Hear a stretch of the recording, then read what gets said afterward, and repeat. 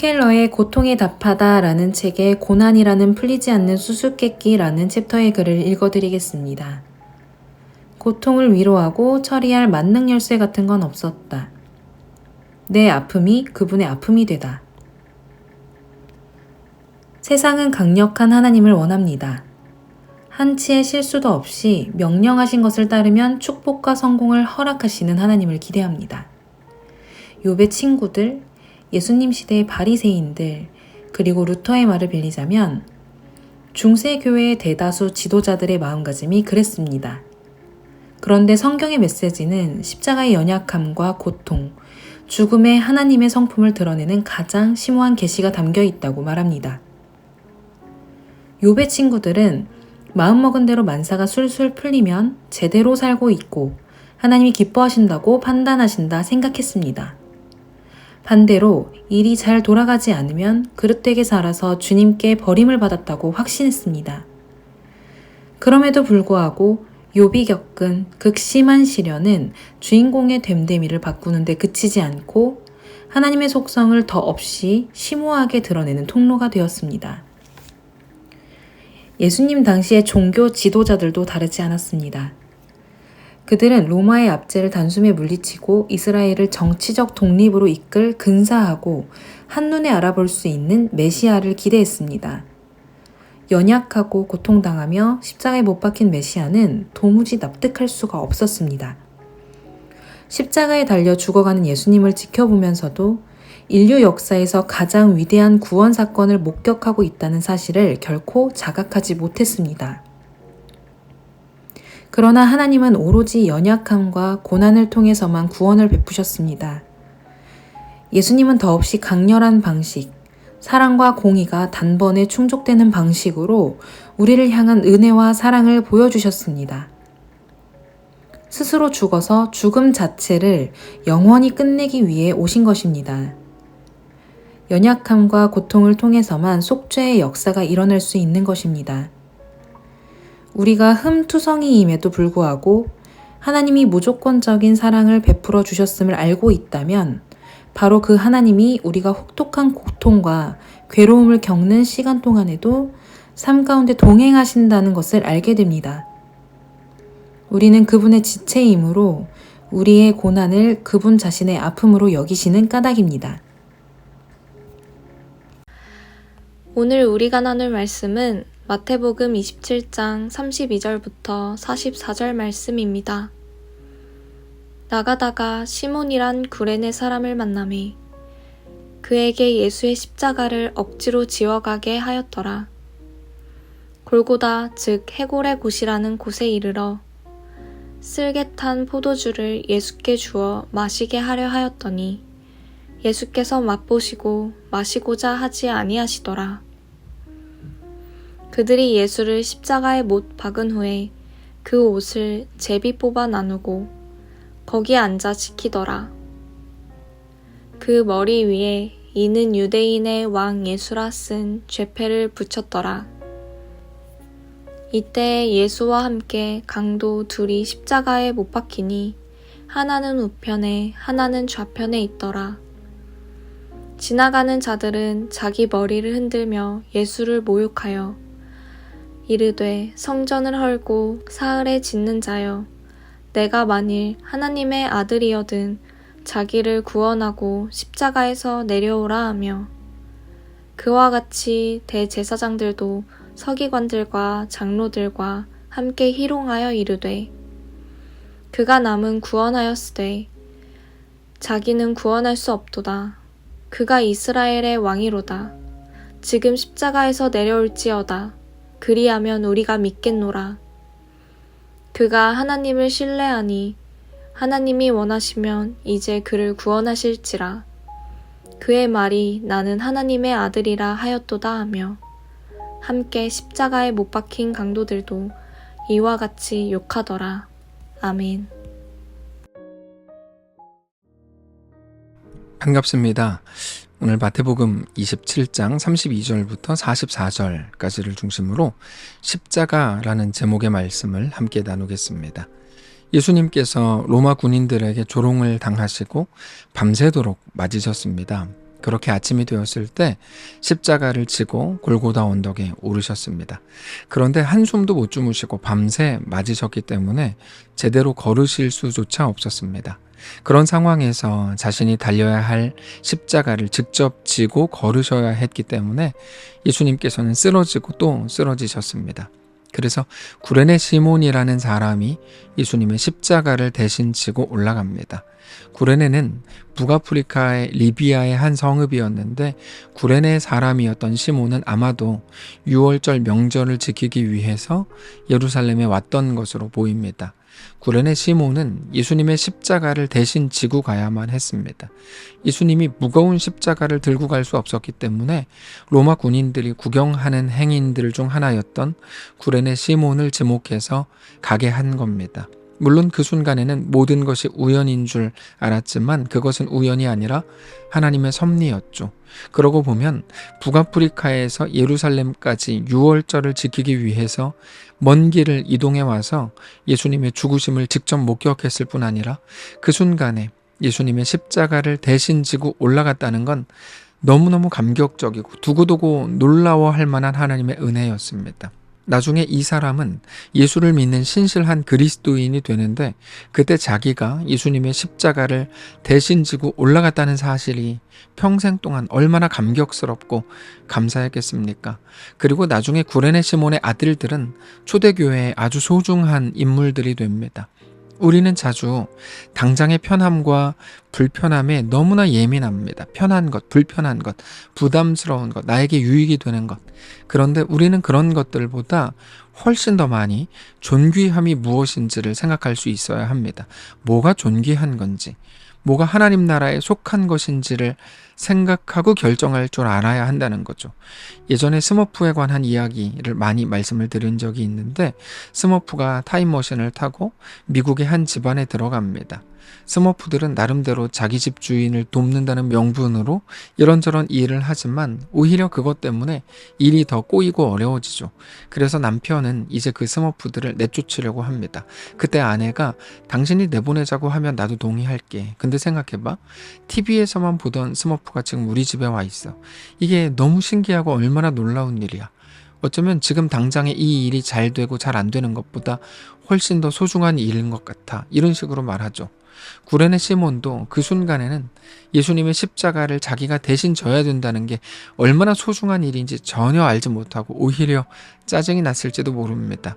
그러나 그 시간이 지나고 시간이 또 흘러서 그리스도인이 되었을 때 그때 그 일이 얼마나 감사하고 놀랍고 감격스러운 일이었는지를 기억하면서 평생을 살았을 겁니다.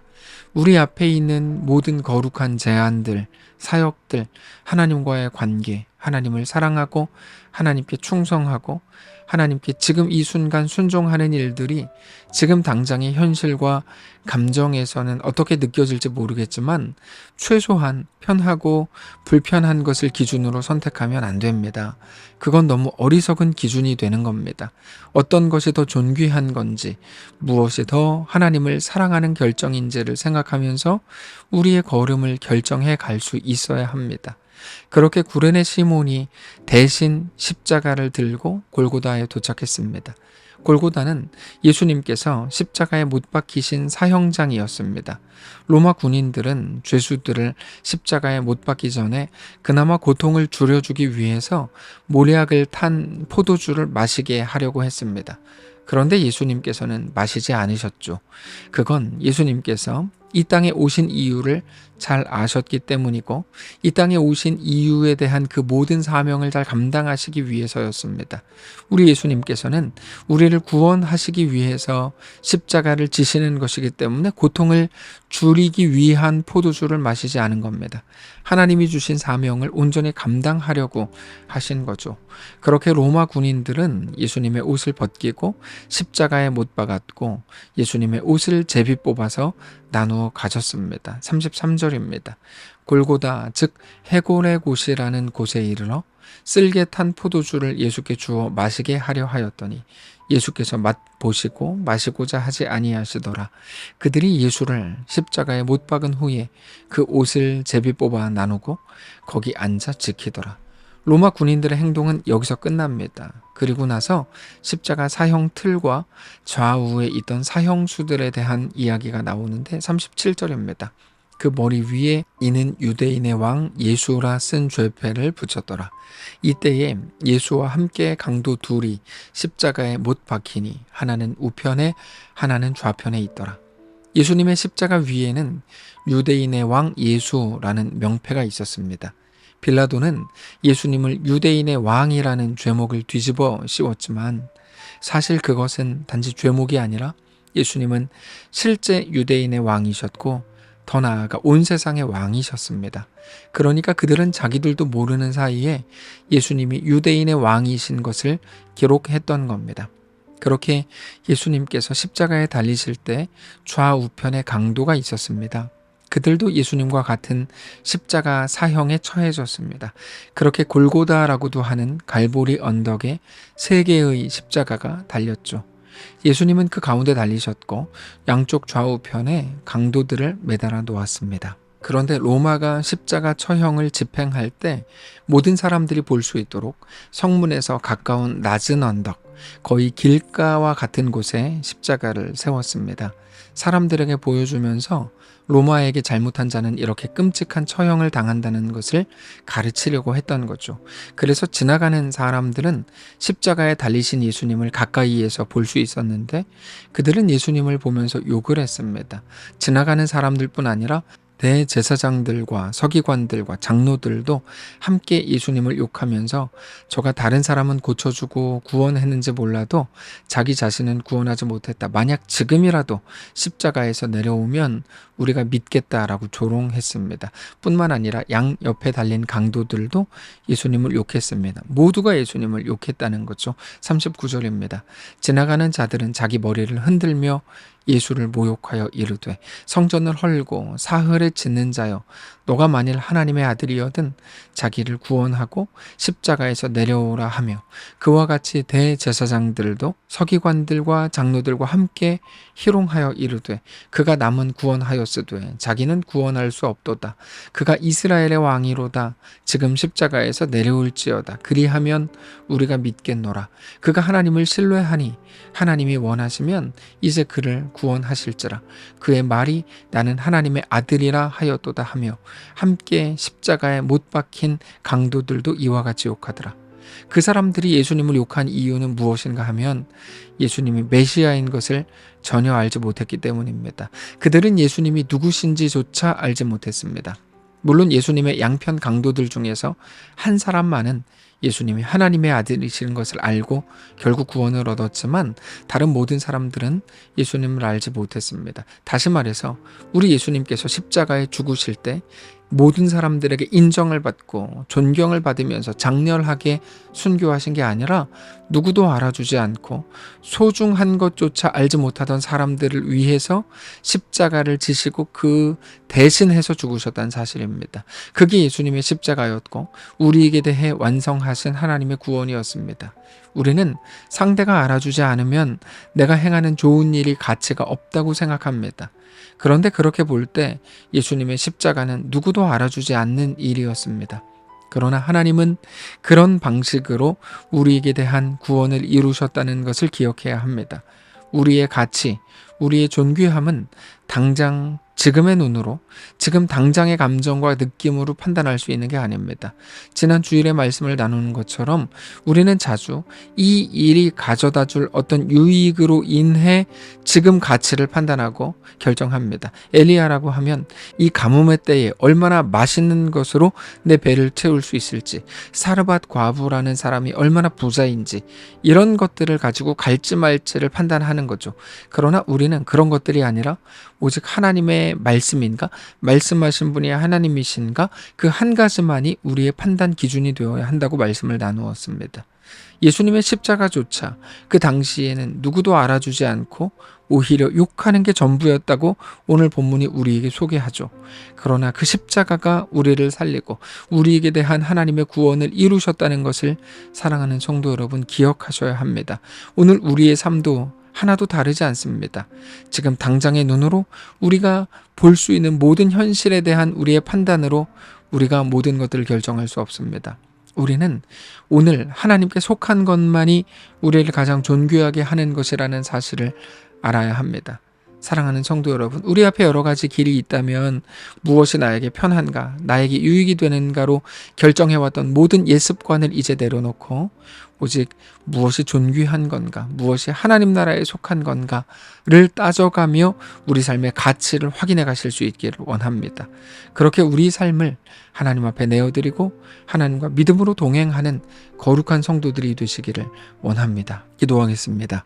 살아계신 하나님 감사합니다. 우리 삶을 맡아주시니 감사합니다. 하나님 이끌어주시고 역사하시고 붙드셔서 우리의 삶이 이 땅에 속한 삶이 아니라 이 땅에 살지만 하늘에 속한 자들로 모두가 살게 하시고 특별히 하나님의 백성으로 하나님 백성답게 무엇이 편한지 무엇이 나를 유익하게 할 것인지가 아니라 무엇이 존귀한 건지 어떤 것이 하나님 나라에 속한 것인지를 면밀히 살피고 그렇게 선택해가는 사랑하는 모든 성도들의 삶이 되게 하시옵소서. 감사드리며 살아계신 우리 주 예수님의 이름으로 기도합니다. 아멘. 사랑하는 성도 여러분, 하나님께서 오늘 하루를 우리에게 허락하셨습니다. 믿음으로 우리 주께 나아가시기를 원하고 어떤 자리, 어떤 형편 속에서도 하나님을 뜨겁게 사랑하고 하나님과 믿음으로 동행하는 귀한 날 되시기 바랍니다.